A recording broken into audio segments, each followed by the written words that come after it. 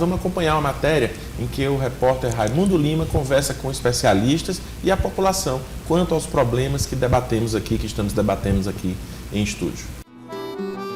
Fundada em 1852, Teresina, capital do Piauí, foi a segunda cidade planejada do Brasil. Antes dela, existia apenas a cidade de Salvador, capital da Bahia, que foi fundada em 1549.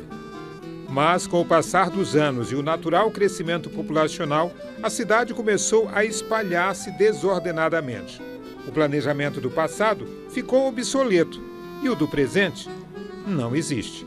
A capital do Piauí tem hoje 1.390 quilômetros quadrados de falta de infraestrutura e problemas. Um deles é a mobilidade urbana. Quem depende de uma bicicleta para se locomover na cidade encontra cada vez menos espaço na disputa com os veículos automotores. Você se sente seguro pedalando nas ruas de Teresina? Pai não, né? Não, por causa do trânsito, né? Também é movimentado, aí ninguém respeita. Aí não tem espaço para ciclovia. Falta ciclovia, mas tem mais ciclovia, mais segurança. Tem muita imprudência no trânsito aqui em Teresina. Não tem uma faixa de ciclista aqui, eu acho que é por causa da rua, né? Que a avenida é estreita demais e não tem faixa aqui de ciclista. Aqui mesmo em cima da ponte, por exemplo, tem uma pista para o negócio, mas ela é estreita, né? E muitas vezes que o pessoal de carro ele não respeita quem é ciclista. Na avaliação deste urbanista, Teresina tem sérios problemas de mobilidade urbana.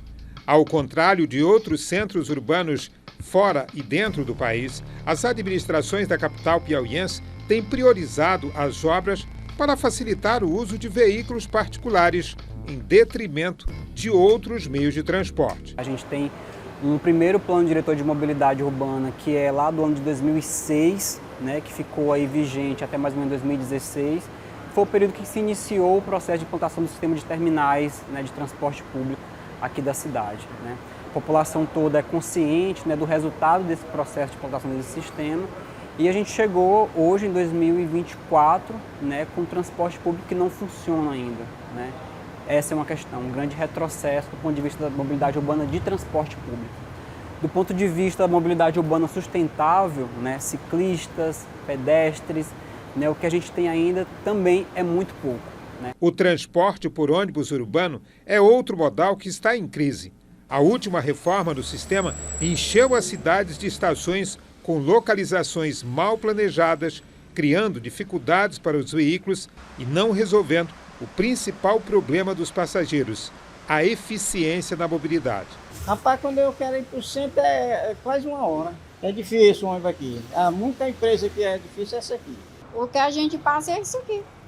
Além de estar nessa quintura imensa, está numa parada dessa que tem ar-condicionado, mas não funciona.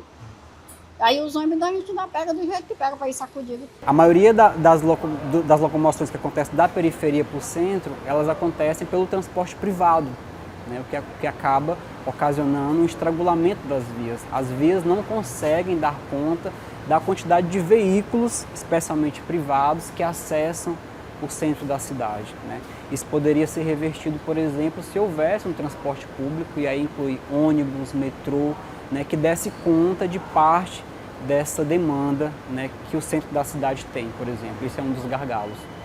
Dados da Agenda 2030 da ONU estimam que até 2050, 80% da população mundial vai estar morando em cidades. Mas no Brasil, 84% da população já habitava as cidades lá em 2015. O problema é que esse crescimento populacional avançado tem aumentado a pressão por mais infraestrutura nesses centros urbanos. Teresina tem quase 870 mil habitantes. Segundo o IBGE, em 2010 eram 814 mil. Uma cidade que não para de crescer e que precisa de planejamento urbano para oferecer mais qualidade de vida aos seus habitantes. Não só o poder público, mas o próprio sistema imobiliário, né? O que a gente tem de fato é que os terrenos mais centrais, eles são mais caros e os terrenos mais periféricos são mais baratos, né? Então as pessoas com menor poder aquisitivo, elas acabam morando nas periferias mais distantes do centro por falta de opção de fato, né? E aí mais uma vez, se a maioria da massa trabalhadora da cidade né, ela mora na periferia, ela acaba gerando maior demanda de transporte, por exemplo, nesse sistema pendular periferia, centro, centro, periferia, né? Isso é um grande problema, porque isso demanda do poder público, aí sim, investimentos nas periferias que são mais caros, né? Levar saneamento para a periferia é mais caro, levar sistema de drenagem para a periferia é mais caro, energia elétrica, água, transporte público, porque são maiores distâncias, né? Isso acaba impactando diretamente em toda a economia urbana.